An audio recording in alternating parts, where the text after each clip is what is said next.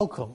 Now, viewers, I just hope that you've already had your dinner, because today I'm actually going to make you sick. Some of you may puke. Why? I'm here to tell you that due to massive irregularities uncovered in the public institutions, the state has lost over 2 billion Ghana cedis. That's nearly $1 billion if you were going to translate it. Why? Due to bad loans, due to people being paid who are not supposed to be paid, due to payments that are not stopped by the bank because they haven't received notice yet. And that's what the Public Account Committee has come up with. This is probably near enough about the 20th or 15th sitting. And every year they come out and tell us what huge sums the state has lost. Thank you very much. We roll on to next year and wait for how much more we are going to lose. With me in the studio to discuss this, I have Sydney Casely-Hayford, who understands numbers and figures. And then we'll go to the phone and speak to Kweku Agyeman-Manu, Public Accounts Committee Chairman, Member of Parliament as well, to tell us what they uncovered, what they can put in place to stop it. But until then, I think I wish us all luck. My name is Nana Sakwao, and this is PM Express.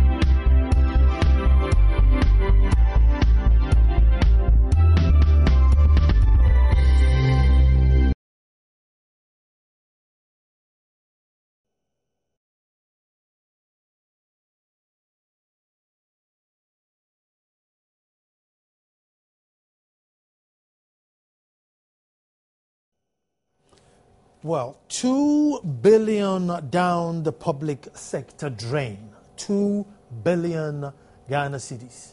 And we're talking 2 billion when the CD has been, MP3. So, I mean, these are compressed proper CD. And you just wonder that every year the Public Accounts Committee will come out, do a thorough audit, and then tell us who embezzled what or who paid somebody who were not supposed to be paid. But the total they got was over 2 billion. And I think it's amazing. I don't understand numbers. So I have with me in studio Sydney, who's going to help me out with these numbers. We'll also go on the phone and speak to Kweku Agyeman-Manu, Public Accounts Committee, who's also a Member of Parliament, to also explain to us what's the way forward? How do we even reduce it to 1 billion next year, and then probably the year on cut it down to 500,000? But nobody's resigned, nobody's lost their job. It is business as usual. Welcome, Sydney. Thank you very much, Nana. 2 billion down the drain. There are so many board sectors, people who were paid and haven't been paid, procurement irregularities, but everybody still has their job. I don't know. I think we should, for this show, we'd have had another accountant to ask you what questions they should ask, and then you probably ask them. But as a layman, how do you lose 2 billion? I mean, as a state, we go out and borrow less money than 2 billion as a whole state. Yeah. So how then do we lose 2 billion? The report is for 2012. And there are several areas where the Auditor General points out that the irregularities occurred. So it's not like cash that has been taken and not paid up, but in so many ways there are various avenues where the corruption has taken place. And to get viewers to get a grasp of it, one of the first places for outstanding loans that were given that were not recovered. So monies that were given out for various reasons that were not recovered. It could have been to staff, it could have been to other contractors, maybe loans, advances, stuff like that was never collected. So that's one part of the gap. Then there's general cash irregularities, imprests that are given. Usually when you go and you're traveling somewhere, they'll give you a 2,000 CD imprest. You're going to stay in a hotel, use a car, eat, etc., etc. You're supposed to come back and say, here's how I spent the 2,000 CDs. A lot of that not accounted for. Mm-hmm. So many people who were given those imprests didn't come back to account for that money. Then there's procurement irregularities. Procurement irregularities would be where either a contract that was supposed to go out for bid was never done that way, where maybe bid documents that were supposed to be purchased for a certain sum of money, usually 200-300 CDs, were never done, and yet the bids were given out. There could also be bids that were given, taxes were supposed to be deducted for several reasons that were not deducted, so that also comes into play. Then you have stores and contract irregularities, which is another feature which they have in there. Now, with stores and contract irregularities, this would be where things are taken out of a store, not accounted for. So basically, somebody has just gone into the shop, managed to grab a whole load of stuff. And it could be anything. It could be pipes for waterwork development. It could be cement. It could be anything that the district and the municipalities would have needed, which were not there. Then there's the famous one that we always have, the payroll. Yeah. The ghost names on the payroll that were never there. Sometimes people where deductions were supposed to be made from people's payroll for loans that they took that were never deducted, and therefore that's money lost to government. Then there could easily be other payroll issues such as people's allowances and rents that was paid when they should not have been paid or not have been approved, so they should never have been paid, and all that would be done. Then the other area that we have as part of it is the irregularities arising from the sheer lack of vigilation by accountants who were supposed to be on top of issues and were supposed to ensure that VAT refunds and VAT charges and all of those things were actually made properly. And these were also part of it. So when you put it all together, the whole gamut of all of these things that were going on in the various institutions, districts. I think there are 99 of them or 77? something. 77? Yeah. 77 of them. Yeah, I saw a figure 77. Comes somewhere. up to your 2 billion CDs that the Auditor General is highlighting.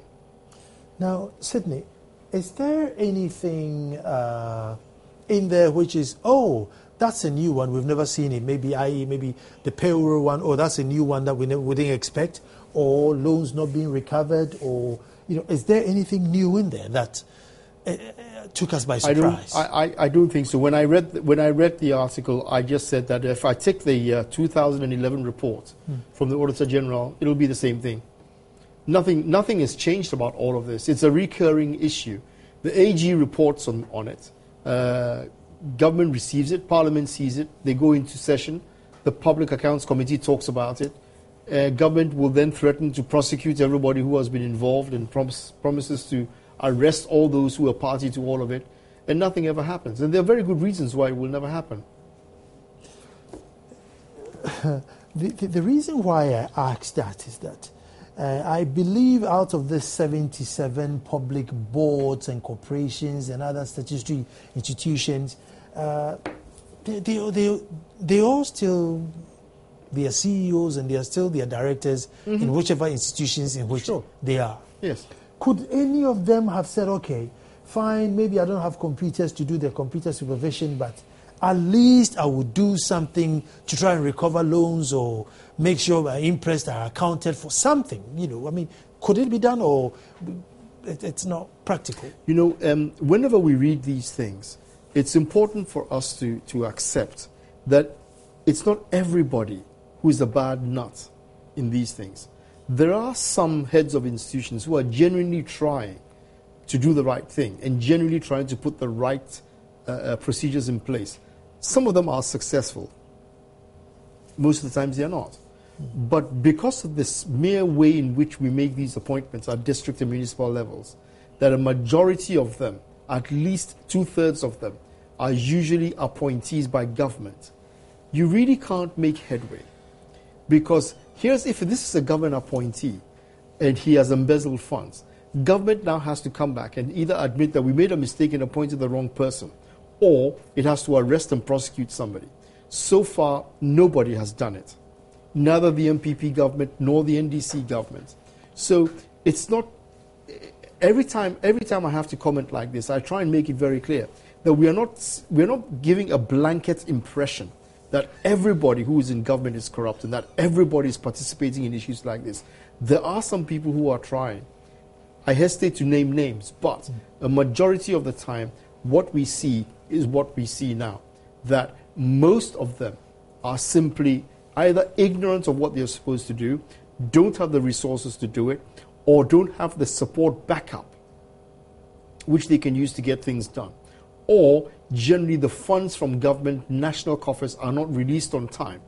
Definitely we know that the amount that comes from the District Assembly Commons Fund that is supposed to go down to support these districts doesn't come in regularly because government doesn't fund the fund properly. So when that happens, the district assembly is backed up by about 2/4, and these districts are expected to survive one way or the other. So there are pressures coming from all of that. There's a financial strain and a constriction, and they find ways and means of managing the system. And this is what we are seeing manifesting itself here now. Well, the comments here from Seth Elikem Azuma says, hey, Ghana.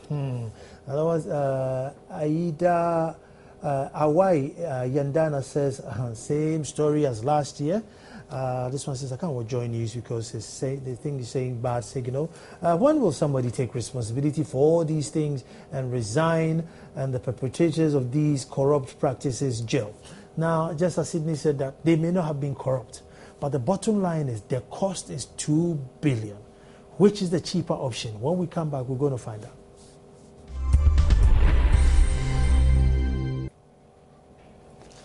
Hello, and the topic today, well, the topic we are trying to find, literally for the state, 2 billion, well, just about 2 billion cedis belonging to the state. And for one reason or the other, from one excuse or the other, it is missing out of the public purse. This is money that could have built schools, hospitals, roads, balanced the budget, whatever we could have used that money for, it's no more. And I have Dr. Eric Osei, who's joined us on the phone. Doc, hello and welcome to the show. Hello, Nana. Yes, Doctor. Good evening. Good evening. Doctor, now I want you to hold on. Let me go through this and then I'll bring you in. And I'll start here. This is among several recommendations made. This is from the PAC report. This is among several recommendations made. The report has tasked sector ministers as a matter of urgency to take remedial measures to ensure that public boards, corporations and statutory institutions fill the positions of heads of accounts units with personnel with the requisite skill and experience and installed computerized accounting software to accelerate the production of financial statements for audit. It is also charged the ministers to sanction any chief executive who failed to prepare and submit for audit the organization's financial statement by the March 31st deadline, and any official whose inaction resulted in irregularities to serve as a deterrent to others. The report further recommends that management of public boards, corporations and other statutory institutions should strictly adhere to rules and regulations pertaining to debts. Let me bring you here and then I'll get Doctor in. But I mean, is that not what they are supposed to be doing in the first place? Yes. So that's not a recommendation then. I mean, they should be recommending something out of the box. I mean, this is, it's like me saying, well, it's like, me getting less than an answer. When you get there, when they take camera action, ask questions. Of course, that's why I came here, to probe questions and hopefully ask questions that viewers would want to hear. So, I mean, why are you telling the board that fill accounting positions with people with requisite knowledge in accounting? It just tells you how fundamentally challenged we are. Okay? This is one of the core issues that we have to deal with. That in a district which is supposed to be accounting for the people, for the public purse, we don't have people who are qualified enough to do the job. Look, there are so many parallels running here. If you recall, and let me just throw it in the JIDA report, that was recently made and submitted to the president, one of the key things that came up was that the accountant who was supposed to be in charge of the GIDA module himself was not qualified. He falsified his accounting qualifications, and he was not qualified to even do the job. But he found his place in that position. Managing huge sums found of his money. way managing huge sums of money. Okay? And this is the same thing that you're finding here, that we are not putting the right qualified people in there. Look, if you put anybody in place and you call them an accountant, it doesn't mean they are a chartered accountant or they are a qualified accountant. There's a very, very big difference between the two. So if you just throw somebody in to fill the position of an accountant and the person doesn't understand and doesn't have the ethical values that a professional accountant is trained to adhere to, you're going to get the kind of mess that you're seeing. Let me get Dr. here. Dr. Osei. Yeah. Maybe you can shed some light, but I mean, 2 billion down the drain. Hopefully this year's report will come out next year, and we'll get a few more billions down the drain. I mean, is it ever going to stop? And what's happening?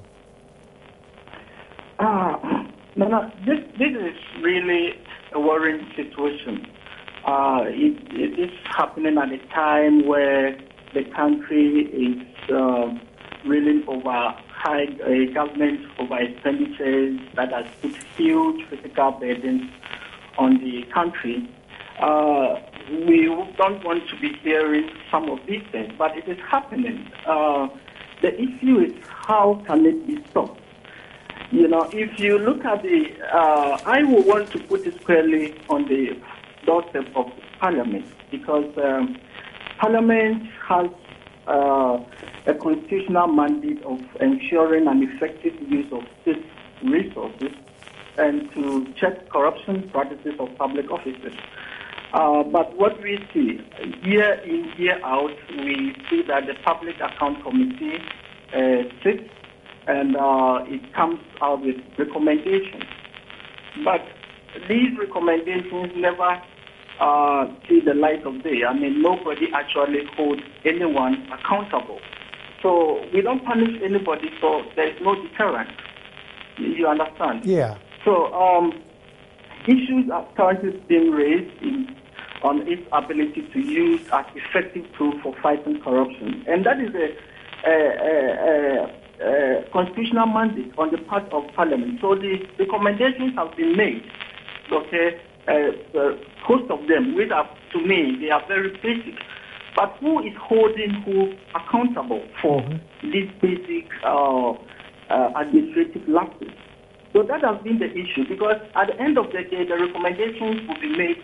Last year alone, Parliament made about 798 recommendations based on more practices and all of some of these things. Yet nobody was punished. And so everyone thinks that when I do it, at the end of the day, I will just go away with it. I mean, nobody will hold anyone responsible. So because there's no effective mechanism of checking some of these basic administrative irregularities, people take advantage of it and continue to perpetuate more practices and misappropriation of public funds. And to me, it's really a big problem for the nation. Doctor, I'm sure when they meet in their bars and stuff, they ask how many recommendations were made under your time. This one says, I made 600. I made 700. Say, then I beat you. I mean, what else can we say? Because I'm going to look at payroll irregularities, which is almost unexplainable, and right. It just goes on to say that either the institutions don't stop the banks when people leave, or they are paying people who don't work there. And that I find very, very hard to understand how, and it's not like maybe there were 2 people in the institution. Sometimes thousands of people in an institution who don't work there but are on a salary, month in, month out. And not a single person is allowed to even bring even 1 month's, pay back. It goes free. Yes, it's quite difficult to understand, because every year we hear of the finance minister talking about goatmen in the public payroll, and they always have talked about we are cleaning the payroll, if we have been able to remove certain and so number from the payroll, yet these payroll irregularities continue, which means that somebody is not doing his work. Because once people find that kind of loophole, they will take advantage of it. It's an opportunity for them to, siphon money. And therefore, even if that they know clearly that this is happening, they're not going to report. So we have a good auditing system in place. Okay, pre-auditing, before the salary is made, there's pre-auditing, somebody to check whether people who have been paid are the right people for it. But if we don't have that, then definitely somebody will take advantage of it. So it is the lapses, the administrative inaptitude in the system, that is causing all these problems. And the people are okay because they are able to get what they want. So they are not going to come out to kind of report or do anything about it. It has to take somebody to put them on their toes, to be able to tell them that do the right thing. Otherwise, as human as we are, if they find a loophole, they'll take advantage of it. It's an opportunity to steal. That is what is happening. There are too many loopholes in the system. People do what they want. If you look at some of the things that have been listed, they are just basic administrative practices. Mm-hmm. So if we cannot, as a nation, adhere to these basic administrative practices at this day and age, then where are we going? These are people that are being paid. These are people who claim to have finished first degrees and they have accounting degrees and what have you. Yet these basic irregularities are happening. Then, what are we doing as a nation? So it's a huge problem. It's a big problem that needs to be addressed. Thank you very much, Dr. Sidney. You see, I'm listening to Dr. Stacey Bay, and I'm just thinking, we've been shouting about this single ID system which you can use at every point, whether you want to access health, your driver's license, school, a bank, a job, like a national insurance number or something. Mm. And you see, I think it would have solved so many of these issues. What are we afraid of? I don't know. Why can't we do it? I mean, surely it's probably not going to cost 2 billion cedis, even if we wanted to do it. It wouldn't be $1 billion if you wanted to do it. You see, Nana, I'm now at a very, very frustrating edge of all the issues that are coming up.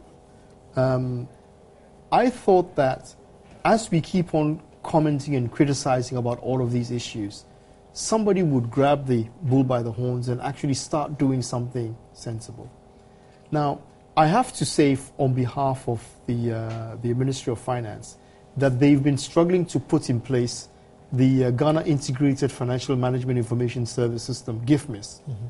which is supposed to be an answer to all of these problems. The challenge that I've always criticized is that they don't have enough people at district and municipal level who are sufficiently well trained and who understand financial management enough to be able to use a sophisticated accounting package, which is the one that we have. See, for any accounting package, before you install it, you must have good manual systems in place. Just because you put an accounting package there doesn't mean everything is fixed. The manual system, before you convert it to an accounting system, has got to be robust. Mm-hmm. Now, if you read some of the issues there surrounding payroll, there's a very simple thing that the heads of the institutions do not even, in most times, instruct the banks that A, B, C, D, Nana Kwame, Kofi, Kwame Na, and Atu are no longer employees of this district. They no longer work here. So please do not pay them. Take their names off our list, because if they have sent them an electronic list, or if they send the list of these are the staff that we want paid, then you must let the bank know not to trigger a payment to these people. In most instances, they are not doing so. For years. For years.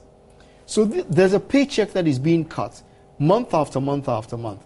If you sack me from a company and I'm not too happy and now I don't have any work and I'm sitting at home and every month there's a paycheck coming into my account. Thank you very much. I'm not going to go and tell anybody anything. I'm desperate. I'll keep the money. You see? So if we can't even get good enough human resource management that we can actually trigger such notices, that is like basic 101. How about those who don't work there and manage to draw a salary? That's just pure theft. All right? That is just pure theft. Because before you get onto the payroll, somebody must have processed some paperwork. There must have been an application. There must have been an interview. There must have been an acceptance. There must have been some data that was gathered from you. And then something should be set up, because social security deductions have to be made. IRS deductions have to be made. And if you're going to do all of those things, you have to go through a human resource process. Somebody has to actually look at the administration of payroll and put it in place. Now, you see, one of the things that we are facing now is this. There's too much centralization of all of these projects, so it becomes unwieldy. When you have 300,000 people, you have to look at their payroll every month. It's too much for one unit. It has to be decentralized so it can be contained a lot better. And even when it's decentralized at a district or municipal level, there have to be smaller subunits where each one of them manages. So you have 6 payroll. people under you, you have 10 people under you. Absolutely. If I have 10, every month when I'm doing a payroll, I'll look at the number of people and I'll count, and I'll know that there are 10 people there, and I'll make sure that that's all I'm paying. But if I have 10,000, I have a problem. Okay, I have Kweku Ajimaimenu, who sat at the Public Account Committee. Good evening, sir. Good evening. How's your health, if I may ask, with all these revelations? I hope you are fine. I'm okay now. I'm okay. Well, because any patriot who sits down and listens to this would have a heart attack, as I'm getting here. What are the explanations? I don't know what to ask you, but what are the explanations? Because I think the amount involved is too huge. It's nearly $1 billion. It's a challenge. But these are some of the hazards of the job that some of us have taken upon ourselves, and we have to live with it. It's quite amazing, but after going through over and over and over again, you begin to get a excuse. What some of us don't understand, the fact that some of the things recur. Ordinarily, auditors come to your site, they come and audit, they find deficiencies of all. The anticipation is that the following year they wouldn't come to me. That's the rule. But year in, year out, you're looking at similar challenges, problems. And on the face of it, one will begin to think, is it a deliberate action or mission to steal or to do something bad? Or are they mere errors that negligence, people are being lazy, or what it is? And when you look at the amount of, money involved, and one begins to think, are we managing our resources efficiently? Who are those in charge? Can they be replaced? Do we leave them there? Are they even qualified? Do they have the skills? Are they knowledgeable enough to be doing those things? These are the challenges. But it looks like the operators may have some reason to be doing some of these things. Either being theft, being negligent, being lazy. But those who are supervising them, right? When auditors come on your site and they are leaving the place, we will normally have what we call explanations with management. And they bring all these to the attention of management. We keep some of these things down there until Public Accounts Committee of Parliament begins to invite them. Then they'll be rushing to rectify some of the challenges that may have been discovered about 6-8 months back. Even when they have appeared before the Public Accounts Committee, and we seem to uphold most of them the recommendations of the auditor, and we add some other recommendations, people go unpunished. They don't get sanctioned. And so it's becoming a culture. So if I do and nobody will punish me, what will deter another person from doing a similar thing? So far as you are not sanctioning, so far as you are not punishing, I believe these things will continue to go on. And you and me will know right away that for boards and corporations, right, it is the responsibility of the board of each enterprise, each entity, to make sure that audit recommendations are picked up and recommendations have been implemented. It comes from the accounts committee. You see accountants who don't seem to be accountants. Go and replace them, change them. They will come and similar situation will continue to be there. So how are they interviewing people to recruitment? What is the motivation for managers keeping people who don't do well at the places causing these things? We can't just understand. And apart from managers and boards, ensuring that some financial disciplines are prepared. Every state enterprise works under a special minister.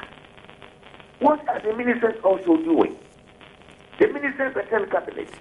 Cabinet is directly under the control of the president. Why wouldn't he take a whip and begin to whip people into line? So it's like we are being lazy from top and it's trickling through down, to the bottom. And therefore we see some of these things. Again, there are several other things that might not necessarily be within certain organizations.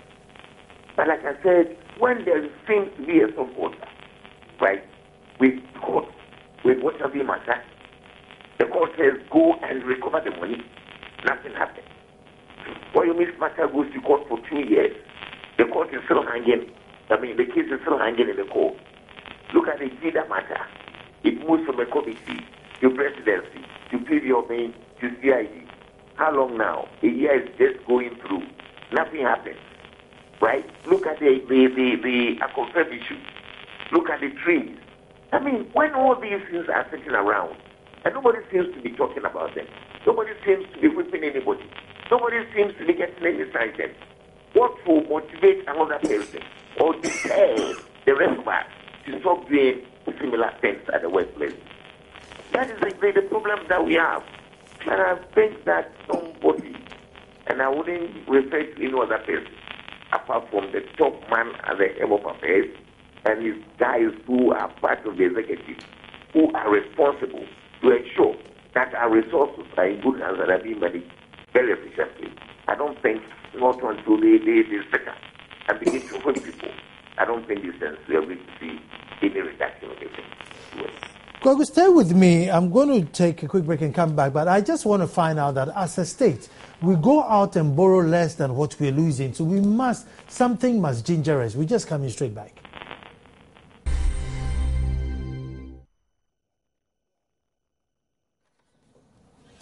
Well, hello, and as usual, we are trying to find 2 billion cedis, belonging to the state. I don't know where we'll find it, but we were trying to sift through the maze of unexplainable excuses to find it. But before, let me remind you that the 50th anniversary celebration of St. Mary's Seminary Senior High School, Lolobi, under the auspices of the Bishop of the whole diocese, Most Reverend Francis Anani Kofi Lodonu. We invite all past students and the general public to a grand deba of the 50th anniversary celebration of the St. Mary's Seminary Senior High School, Lolobi. The date is the 14th, the Saturday, 14th Saturday, December 2013. The time is 9 a.m. Venue is a school park at Lolobi, Kumasi, Hohoi district in the Volta region. District guest of honor is His Excellency himself, John Dramani Mahama. It's going to be a beautiful occasion. I like the theme though: sound education, the state and the church, collaboration in the 21st century. I want to hear a speech on that. Sound education, the state and the church, collaboration in the 21st century. Don't miss that. If you are an old boy of the school, you must be there. Go on to, we post the comments on Facebook, and your comments are coming through. Some are readable, others obviously not, but the ones that I can read, they should pay back all the money. This one says, and this is Idrisu Mubarak. Kweku Wari says, chop money again.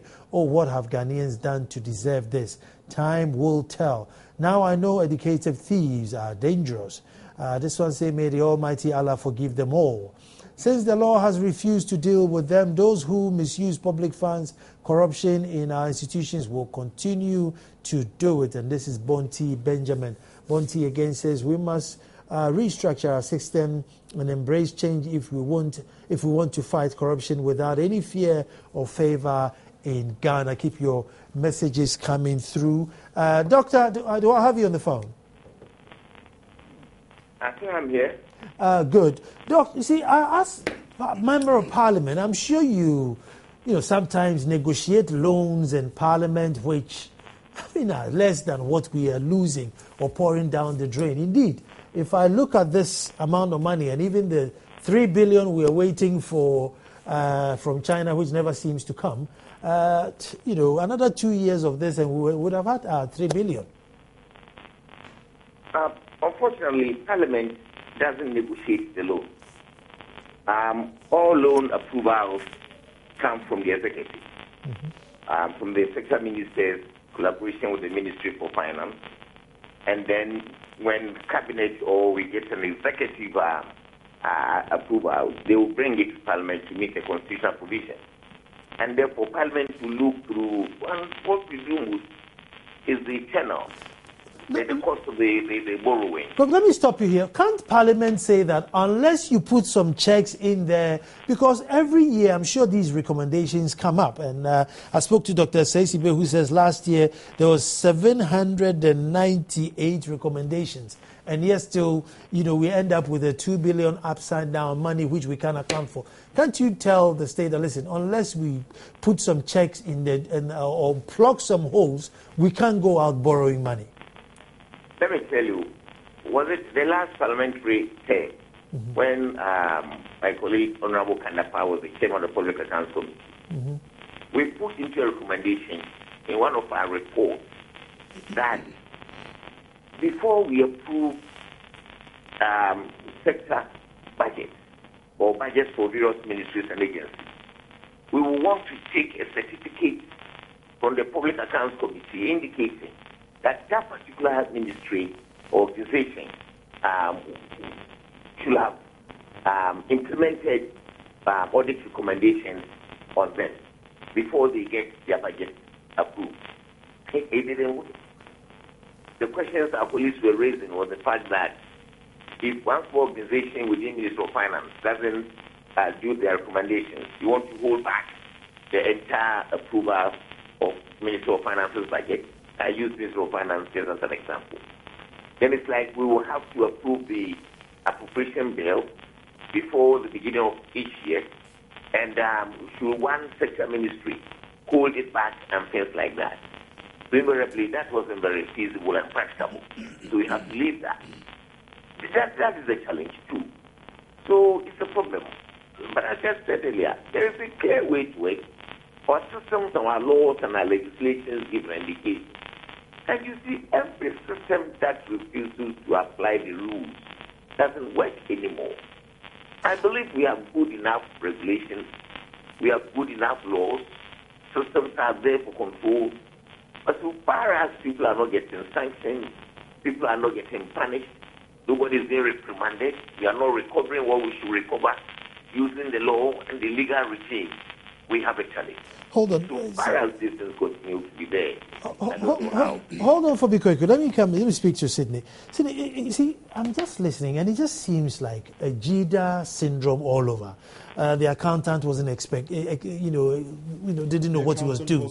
Wasn't qualified. The procurement law wasn't adhered to. A lot of it was sole sourced when it should have been put out to competitive bidding. Huge money at stake. The financial accounting regulations were never followed. Because, you see, under the way the system works, you cannot release any money out of the Ministry of Finance unless it is actually in your budget and that the head of budget has signed off and you have actually come to make your cash requirement